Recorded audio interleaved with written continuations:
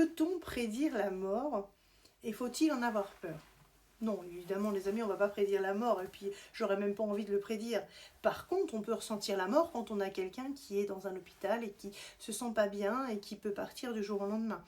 Ça, c'est vrai que ça peut arriver, mais prédire la mort comme ça, je pense que nous ne sommes pas, même avec tous les pouvoirs et toute la clairvoyance que j'ai, je n'irai même pas me poser cette question à savoir si on peut la prédire. Il y a peut-être des gens qui ont, j'ai pu entendre des histoires un peu paranormales aussi, avec des gens qui interagissaient en fait sur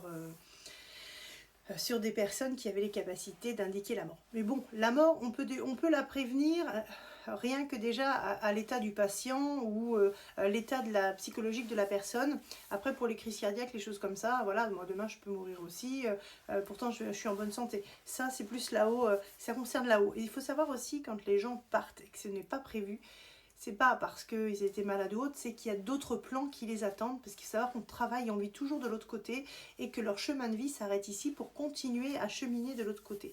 Je sais que c'est compliqué, il faut travailler la blessure d'abandon, la blessure de séparation, pour pouvoir justement continuer à nous guérir et ne pas être dans la dépendance, les amis. Parce que c'est vrai que quand on perd un proche, et bien souvent on a une partie de nous qui s'en va.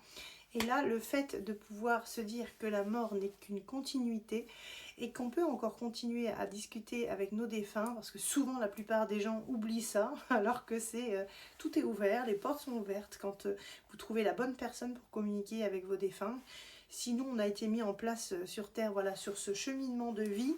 Je pense que c'est pas pour rien. N'hésitez pas à éveiller vos consciences pour pouvoir justement comprendre, voilà, ce qui se passe derrière, essayer de repérer les signes, essayer de voir toute cette magie que moi j'ai la chance de voir tous les jours, que ce soit dans la nature, que ce soit avec les arbres, que ce soit... Voilà, les gens souvent nous pensent perchés en tant que médium, alors que nous avons juste des capacités qui sont là, on ne peut pas les inventer, on vit avec tous les jours.